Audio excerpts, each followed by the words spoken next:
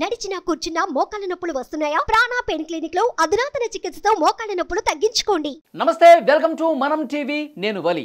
ఇక్కడ మీకు కనిపిస్తుంది ల్యాండ్ క్రూజ్ వెహికల్. ప్రస్తుతం తెలంగాణలో ఇదే వెహికల్ చర్చనీయాంశంగా మారింది. ఎందుకంటే ముఖ్యమంత్రి రేవంత్ రెడ్డి గారు కొన్ని కీలకమైనటువంటి వ్యాఖ్యలు చేశారు. ఆయన 6 గ్యారెంటీల పథకానికి సంబంధించి ఫారం రిలీజ్ చేశారు. రిలీజ్ చేసినప్పుడు సమావేశంలో గత ప్రభుత్వం తప్పిదాలకు సంబంధించి మాట్లాడుతూ కొన్ని కీలకమైనటువంటి వ్యాఖ్యలు చేశారు. ఈ వెహికల్స్కి సంబంధించి ఆయన చేసినటువంటి వ్యాఖ్యలు ప్రస్తుతం దుమారం రేపుతున్నాయని చెప్పాలి. ఆయన ఏమన్నారంటే, ముఖ్యమంత్రి రేవంత్ రెడ్డి గారు గత ప్రభుత్వం చేసిన తప్పిదాలకు సంబంధించి, గత ప్రభుత్వం చేసిన వృధా ఖర్చులకు సంబంధించి, విలాసాలకు ఏ విధంగా పోయారు, ఈ విషయాలకు సంబంధించి కొంత సీరియస్గా వ్యాఖ్యలు చేశారు. ముఖ్యమంత్రి కేసీఆర్ గారు ఆయన ముఖ్యమంత్రిగా ఉన్నప్పుడు ఈ ల్యాండ్ క్రూజ్ వెహికల్స్ 22 ఆర్డర్ ఇచ్చారంట. ఆ 22 పూర్తిగా ఇప్పుడు తుది మెరుగులు దిద్దుకుని సిద్ధంగా ఉన్నాయి. విజయవాడలో దాచిపెట్టారంట. మూడోసారి ప్రభుత్వం మనదే వస్తుంది, మూడోసారి కూడా కేసీఆర్ గారు ముఖ్యమంత్రి అవుతారని చెప్పి తలంపుతో ముందే వెహికల్స్ ఆర్డర్ చేశారు. 22 వెహికల్స్ అండి. ఒక్క ల్యాండ్ క్రూజ్ వెహికల్ 3 కోట్ల రూపాయలు, అంటే 22 × 3 66 కోట్ల రూపాయలు ఖర్చు పెట్టి ల్యాండ్ క్రూజ్ వెహికల్స్ని తీసుకుని విజయవాడలో దాచిపెట్టారు. ఈ విషయం రేవంత్ రెడ్డి గారు ముఖ్యమంత్రిగా ప్రమాణ స్వీకారం చేసి బాధ్యతలు స్వీకరించిన తర్వాత కూడా 10 రోజులుగా తెలిసిందంట ఈ విషయం. అయితే రేవంత్ రెడ్డి గారు సీఎం అయిన తర్వాత అంటే కాన్వాయ్ విషయంలో కొన్ని జాగ్రత్తలు తీసుకున్నారు. ప్రజలకు ఇబ్బంది కలిగించొద్దు, ప్రజలు మనం కాన్వాయ్ పోతూ ఉంటే కోయి కోయి కోయి అని సౌండ్ చేసుకోవటం ఒకటి, తర్వాత ఎక్కువ వెహికల్స్ రోడ్ల మీద పోవటం ఒకటి, ప్రతి సిగ్నల్ దగ్గర ఆపటం ప్రజలకు ఇబ్బంది కలిగించడమే. కాబట్టి ప్రజలకు ఇబ్బంది కలిగించే పని మనం ఏది చేయకూడదు. కాబట్టి ఆ వెహికల్స్ సంఖ్యను తగ్గించండి. తర్వాత మనకి కొత్త వెహికల్స్ అసలు వద్దు, తర్వాత ఆ సౌండ్ హార్న్ చేయటం కూడా వద్దని చెప్పి ప్రజలకు ఎలాంటి ఇబ్బంది లేకుండా కొత్త వెహికల్స్ కొని ఎక్కువ ప్రభుత్వం ఖర్చు పెంచడం అసలు ఆయనకి ఇష్టం లేక ఈ రకమైనటువంటి మంచి నిర్ణయాలు తీసుకొని ముందుకు పోతుంటే ఆ తర్వాత కానీ ఆయనకు తెలిసిన ఒక అధికారి చెవిలో చెప్పాడంటే వచ్చి, సార్ ఇప్పుడు మన కాన్వాయ్ ఆల్రెడీ పాత ప్రభుత్వం ఉన్నప్పుడు, గత ప్రభుత్వం ఉన్నప్పుడు కేసీఆర్ గారు బుక్ చేశారు, 22 వెహికల్స్ బుక్ చేశారు, ఇప్పుడు ఈ విజయవాడలో రెడీగా ఉన్నాయి, అవి తెప్పించుకోవాల్సిన అవసరం ఉంది. ఎందుకంటే అది ప్రభుత్వ సొమ్ముతో తీసుకొచ్చినటువంటి వెహికల్స్ కాబట్టి మళ్ళీ గవర్నమెంట్కే వస్తాయి కాబట్టి ఆ వెహికల్స్ వచ్చే అవకాశం ఉంది సార్, వాటిని తీసుకోవాల్సి చెప్పినప్పుడు రేవంత్ రెడ్డి గారు ఒక్కసారిగా షాక్కి గురయ్యారు. 10 రోజులయ్యి బాధ్యతలు స్వీకరించిన తర్వాత కూడా తనకే తెలియదంటే అసలు ఈ పరిస్థితి ఏ విధంగా ఉందో, ఎంత దారుణంగా ఉందో అర్థమవుతుంది. అసలు 22 వెహికల్స్, ఇక్కడ వందలాది వెహికల్స్ ఉన్నాయి, మళ్ళీ కొత్త వెహికల్స్ 66 కోట్ల రూపాయలు ఖర్చు పెట్టి ఇంత విలాసవంతంగా ల్యాండ్ క్రూజ్ వెహికల్స్ ఆర్డర్ చేయటం అసలు అవసరమా? రాష్ట్రాన్ని దివాళా తీశారు, అప్పులు కుప్పగా మార్చారు.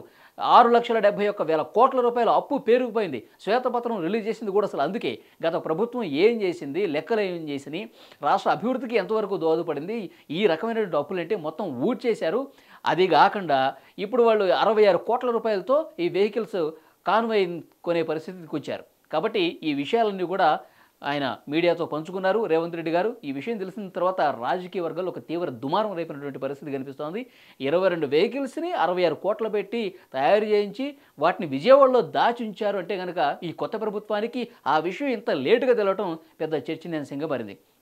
అయితే మరొక విషయం చెప్పారు రేవంత్ రెడ్డి గారు, ఇలాంటి వృధా ఖర్చులు గత ప్రభుత్వంలో ఏది చేసినా తప్పకుండా ఆ వివరాలన్నీ బయటకు తీస్తాము, దాని వెనకాల ఎవరున్నారో వెలుగు తీస్తాము, ఇంత ఖర్చు ఎందుకు పెట్టాల్సి వచ్చిందో పూర్తిగా వాటిని బయటికి తీసి వాళ్ళకి శిక్ష పడే విధంగా చేస్తామని చెప్పి రేవంత్ రెడ్డి గారు అన్నారు. అంటే ఈ వెహికల్స్ గురించే కాదండి, గత ప్రభుత్వం చేసినటువంటి అప్పులు, ఆ అప్పులు తీసుకొచ్చిన వెంటనే రాష్ట్రానికే ఖర్చు పెట్టారా, అభివృద్ధికే దోహదపడేలా చేశారా, లేదంటే కనుక తమ సొంతానికి వాడుకున్నారా, తమ సొంత ఖాతాకి ఏమైనా మళ్లించుకున్నారా, దీని వెనకాల 1,00,000 కోట్ల అవినీతి జరిగిందని చెప్పి బాహాటంగానే విమర్శలు గత కొన్ని రోజులుగా వస్తున్న విషయం తెలిసింది.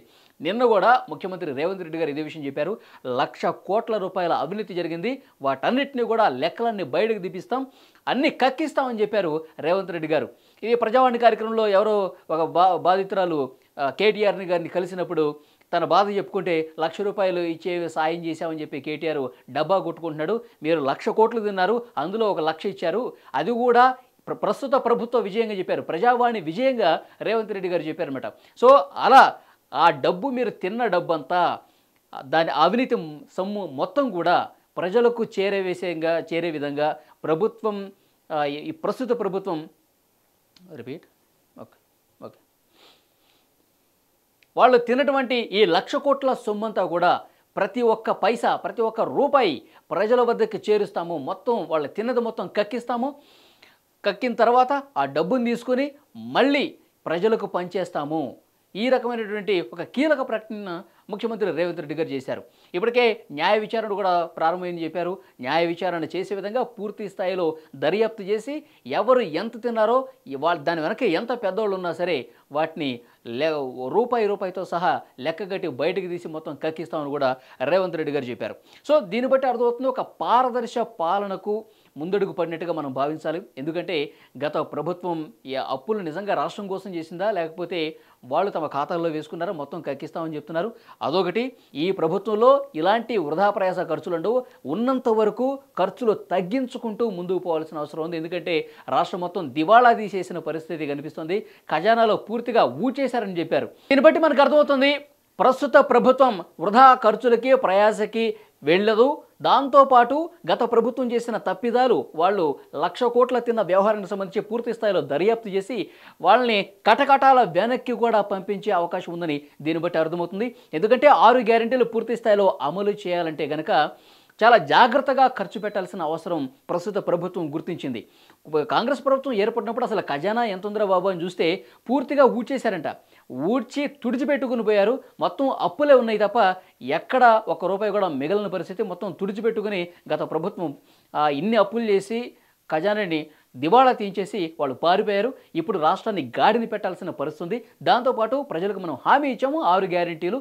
ఆ 6 గ్యారెంటీలు పక్కగా అమలు చేయాలంటే కొంత జాగ్రత్తగా నడవాల్సినటువంటి అవసరం ఉంది. కాబట్టి ఆ రకంగానే కాంగ్రెస్ ప్రభుత్వం ముందుకు పోతుందని రేవంత్ రెడ్డి గారు చెప్పారు. చూద్దాం ఎట్లా ఉంటుందో next. Thank you very much.